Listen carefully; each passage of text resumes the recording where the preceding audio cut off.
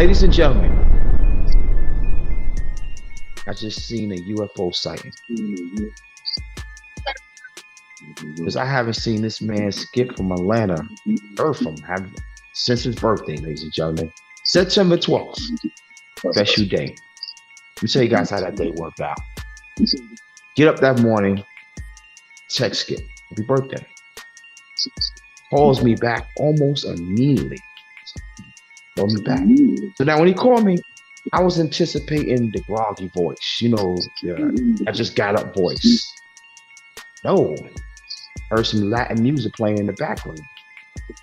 So I said, damn, where the hell is Skip at? So now I didn't get a chance to really speak too much that day on his birthday.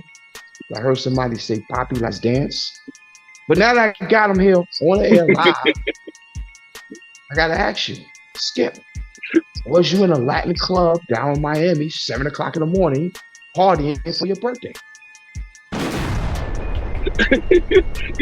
Hey, see, when we get back to Embassy Independent Rob, we gonna keep that off the air, what we was doing on the birthday, You know what I'm saying? We don't want the people to sit there and think it's a party show. We have a good time, but we gonna keep that's one of them things in UFO. People say they saw, but you don't got any proof of it, Okay. We're gonna leave that there. We're gonna leave that right there. But you heard what he said, ladies and gentlemen. We'll move right along. Skip, bro, how you doing? Man, I'm good, man. You know what I mean? I'm living, man. I'm enjoying life. You know what I mean? Got a little tan. You know what I'm saying? Yeah, I'm good. Got a little tan. Flu number 2. Okay. We're gonna keep them talking, ladies and gentlemen. Called you on, man. I think you sent me the news last night that the Knicks made a gigantic trade. Some people will say big. I'm gonna say gigantic trade. And you're the one who sent me the text to inform me that this was going down. So I called you on because I want to discuss this trade with you. I'm gonna go on record and say this is the second biggest trade in Knicks history. Second, behind the Earl Monroe trade. Earl Monroe's trade to the Knicks, 1971. Knicks won a championship. That's all I can tell you about that trade. But behind that, this is the second biggest trade in NBA history. And this trade clearly puts the Knicks in the conversation of a championship this year. The conversation, I'm not going to sit here and predict September 28, 2014, that the Knicks is going to win the championship in June. Because we know from now to then, there's a lot that's going on. Training camp haven't even opened up yet. But there's a lot going on. So, but Skip, I want to know your opinion on this trade, and I'm going to get to my opinion. I mean, it's not going to be a long show. We're going to get right to the point, and we're going to close out. So, Skip, what was your thoughts on this trade when you got word? Because you're the one that sent it to me, so it's only right that I let you talk first. You sent this to me. So, what was your thoughts when you got the notification that the Knicks just traded what is that? Julius Randle and Vincenzo. That's how you say that name? Vincenzo? Yeah, DiVincenzo. Dante DiVincenzo. Yeah, DD. DD. To the Minnesota Timberwolves for the great Karl Anthony Towns. What was your thoughts? First, when I saw first. Independent been going independent for a couple shows. So that's why we got to get back in the fold. The first thing that he said was, I don't agree that it was the second biggest trade in New York history, because until the day I die, I feel like regardless of New Yorkers like what happened with the Melo deal, it was big. It was a big move. It might be didn't pan out the way the people thought it was, should have, or they wanted it to, but Melo came through. Melo ended his career up there scoring, gonna be a Hall of Famer. You know what I mean? He gave New York some publicity. You know what I mean? So he put New York back on the map after it wasn't relevant for a minute. That's number one. But number two, to the trade. When I saw it, I was looking like, yo, man, I heard the rumors for a while, but I thought it was just rumors. It was smoke being blown. But I'm like, yo, what is Minnesota thinking? You just not made it to the Western Conference Finals. You got a young team. I mean, Cats, you know what I mean? He don't play no defense. He don't go in the post, but he able to shoot threes. But he's a 7-footer who can shoot threes. So I'm like, okay, it fit what they was trying to do over there. So I'm like, Minnesota, what are you doing, bro? You just not came off of the Western Conference Finals trip with a young nucleus, you know? And so I didn't understand why they did it. And then I'm like, for what the Knicks gave up, Julius Randle, you know what I mean? Come on, man. Dante DiVincenzo, come on, man. I mean, this is what you giving up a perennial all-star for. Now, you know, I don't get all into the all-stars and all this stuff like that right in the third, because at the end of the day, you don't always mean that you're going to fit a system or fit the team. But Minnesota behalf, I don't know what they were doing. But the Knicks, on the Knicks part, good look for the Knicks. Only thing with the Knicks is Cats already played with Tibbs before and it didn't work. That's the only thing on my end that I'm thinking, like, okay, how is this going to work the second time around? Last time they did it, it was Jimmy Butler, Andrew Wiggins. You know, in my opinion, even though the Knicks are a great team, but as far as individual talent, I don't think it was better than what Minnesota had back then. So for me, for the Knicks, on paper, it looked good. You got Mikal Bridges, the man that robbed independent, you know what I mean, trying to ban from New York. You know what I'm saying? We got him, got Jason Hart, you know what I mean? Then they got your boy Mitchell Robinson. They're adding Cats. And Tibbs is known to be a defensive specialist. He gonna work you hard. So, I mean, for the Knicks, I don't think they got a chance in beating Boston, but hey, I mean, anything can happen, you know? Anything can happen. So let me address a few things. Okay, let me unwrap a few things you said. The short answer to why Minnesota would want to do it, in my mindset, is money. Gets $49 million this year. Next year, 53. Then 57.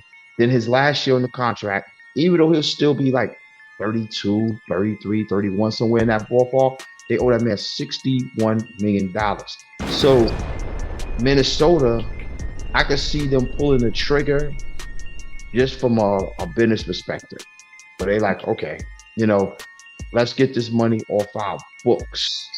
But the thing, I don't mean to cut you off, independent, but see, this is why I can't get as invested. And we've talked about this in the NBA. Because either you want to win or you don't.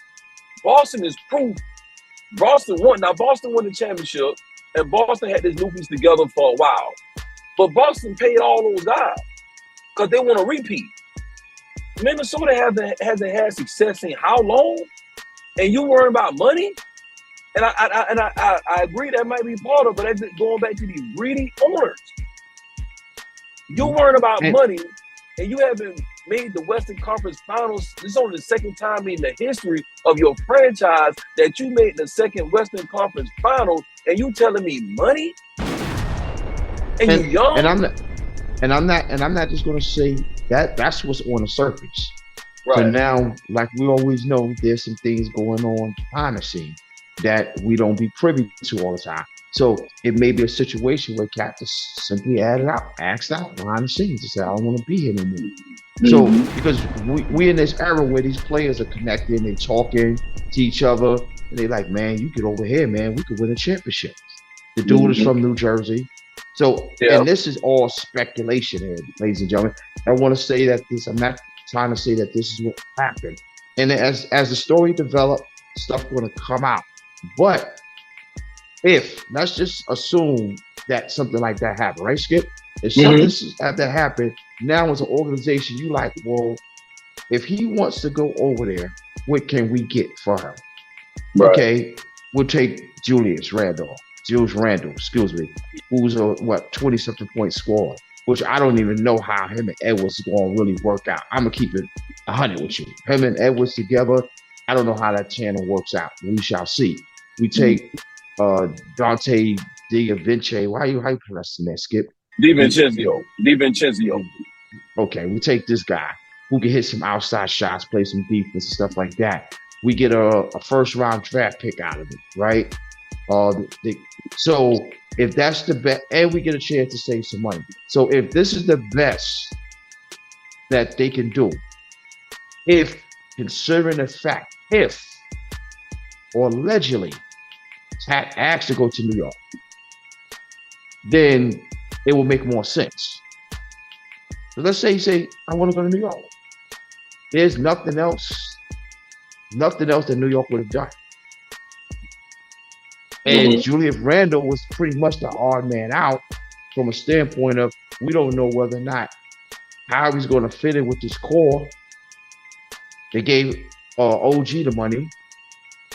They got that bum that used to play with the Nets. Now you don't know the man Bridges. Mikal Bridges.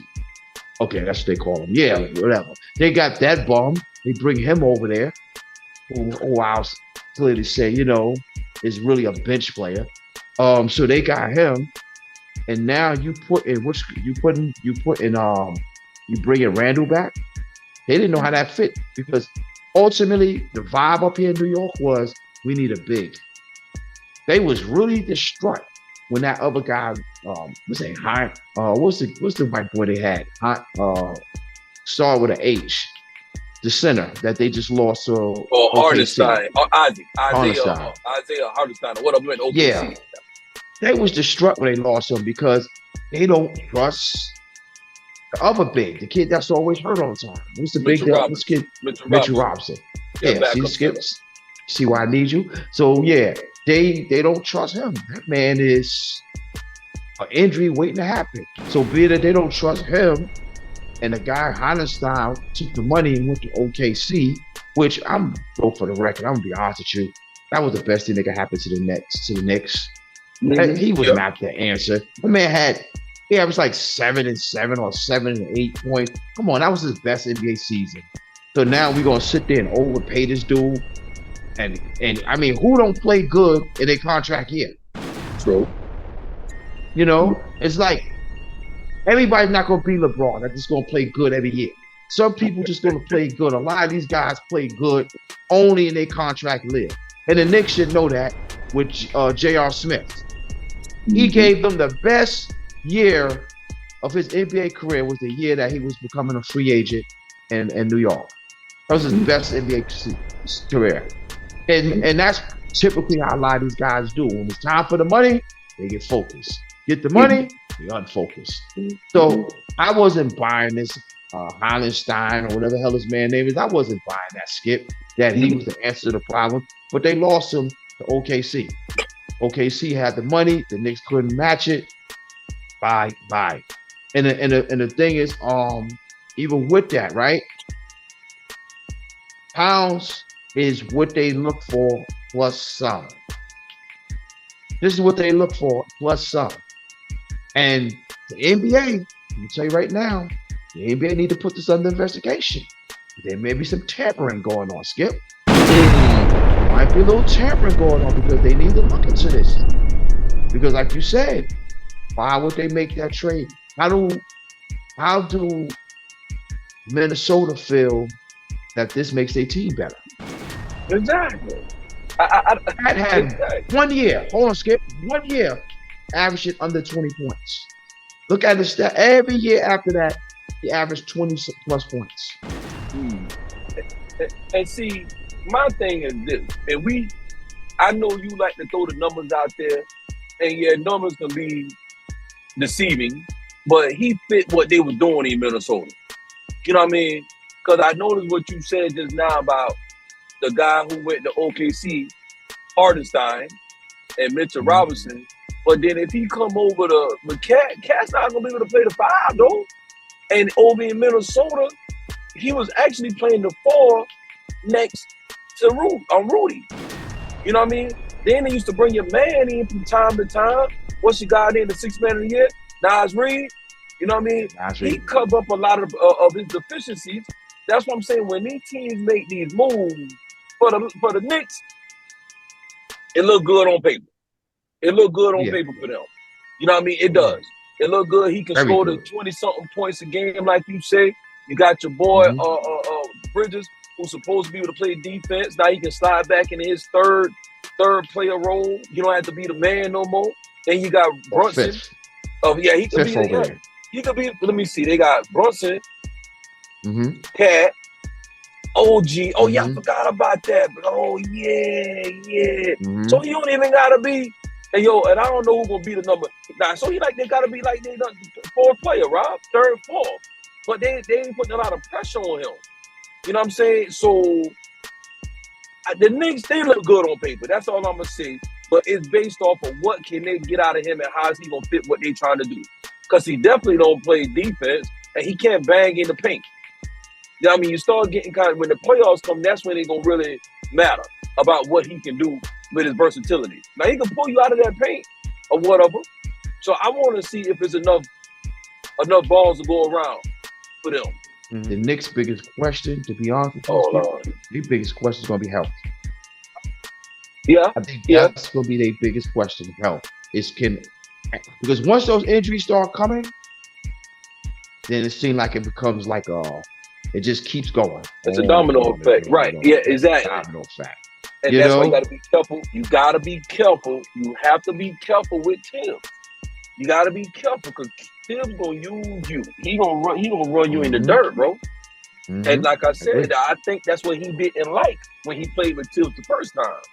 And maybe he's mature, he's younger, but you know what I'm saying? Now that you done got that paper, I mean, he's older. I'm sorry, I stand corrected. He's older now, you know what I'm saying? But now that you got that paper, what's really good? Are you going to, now that you're a vet, done made a couple of all-star games, then got the $200 and something million contract, are you really going to want to play the way Tibbs wants you to play? If you didn't want to do it when you was young, what makes you think you would want to do when you're old? You know what I'm saying? And I'm not trying to be pessimistic. If he want a ring.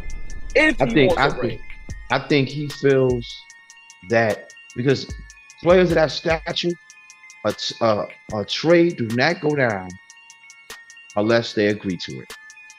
And I think that him coming over there, he feels that this is the best way to get to the NBA Finals.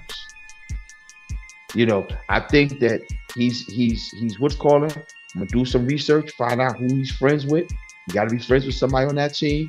And what these guys do, they text each other, which is considered tampering. So I think that. Well. If your buddy do it, it's fine. But if the organization does, it's tampering. So, but the organization probably talked to somebody the powers that be and say, "Yo, see if your mans want to come hit them." You know what I mean? So you might be right about that. So they did it the sneaky way. Yes, that's exactly how they did it. Because I mean, what's his name? Wild West. He's not going to sit there and personally text him. James Dolan's not going to text him. Exactly. But they're going to go and they're going to say, "Yo, see what your man want to do. See if your man want to play with us. Tell him this, that, and another."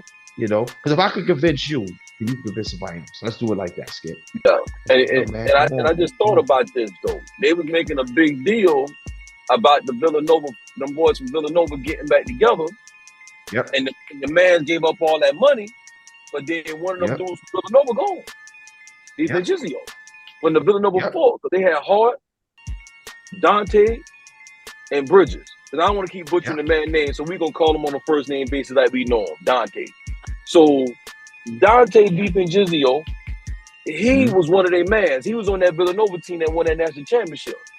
Yep. So for Brunson to take that kind of paper, because he thought they was going to do something special with his partners, his boys, it's starting to make a little bit of sense now. It's starting to add up a little bit now.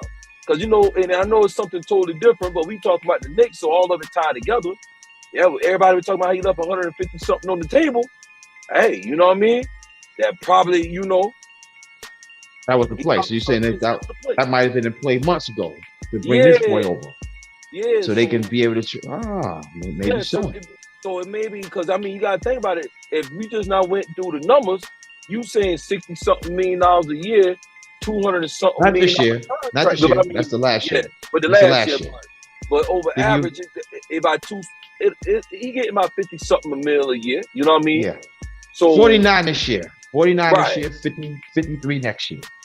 Right. So for him, like you said, man, that might be what to play from the start with. I mean, you know what I mean? You might be on to something independent over there. When you say it was some tampering in, and they was working behind the scenes on this for a minute. You know what I mean? Like you said, there's the New Jersey connection. And who knows? It might be, and like I said, this is speculation. You know what I mean? We're not gonna do like the other networks and say our sources, but we just trying to let the people know what the real is out there. But it don't add up for you to say, yo, I want my partner together and the team trying to win, because what you had there wasn't gonna win. You had a better chance today on paper than you had yesterday. Indeed. You know, and now you gave up that $100 and something million, and everybody was criticizing you and calling you a fool, but you knew something that other people didn't know. Apparently. That's right. But you couldn't you couldn't show your hand, because then the deal would have fallen through once the rest of the NBA got wind of it. That's right. That's right. Yeah. And then it makes sense, because you don't see NBA players leave that type of money on the table. Nah. You just don't see it. So for us to witness this man leave, how much was that again, Skip? You knew the numbers. For you to leave, how many millions was that? He's left 100. Your son left like 100 and he took a 159. He left 106. He left over $100 million on the table, yo. He left a good little bit of money, yo. He could have had, I think he left 100 and something million. He left over 100 million. I can't remember exactly because it blew my mind when he did it. And I was flabbergasted that a man left 100 something million on the table. That's okay. But he knew the fix was in. Yeah. He knew the fix was in, because this is what I'm saying, Skip. These guys talk to each other, and being that they talk to each other, they was going, now check this out. Let's keep on speculating. Being that Cat, once they knew that they was going to have enough money to move on and with the trade, and Cat came to Minnesota and said, yo, I want to leave and I want to go there. Minnesota know what time it is. You know what Minnesota did? Give us then the Dante. Give us him.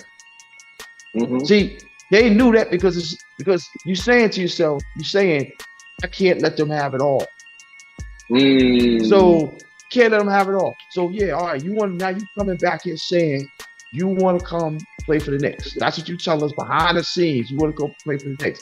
All right, cool. And we call New York and we say, well, what y'all willing to give up? They knew there was going to be Randall. They knew that off the bat. I will give us Dante. Because think about it. Out of all those boys, who else was more likely to go? I'm just talking about the Villanova boys. Who would be more likely to go? Just from the Villanova boys. Who would be more likely? You're right, him. They just not got Bridges there. You know what I'm saying? George Hart don't hold the same value as your man DiVincenzo and Dante. And then Brunson, we know he ain't going nowhere because he pretty much the franchise. You know what I mean? So he probably orchestrated the trade. Yeah, now it looks that way. Now I mean, like you said, it looks that way. Because I mean, it looks like a man got a lot to say so when you give up that kind of paper. You know what I'm saying? So they told you what it was, bro. But you couldn't come tell nobody that because it goes back to your initial theory. It's tampering. He couldn't say, yo, we got our eyes on Cat. And yo, we was talking over the summer, whatever, and yo, we got this. Nah, man, come on, man. Nah. So you got Bridges, you got Cat, you got Brunson, and you really, with that team, you really don't need a bona fide superstar. You got a bunch of all-star pieces that were put together.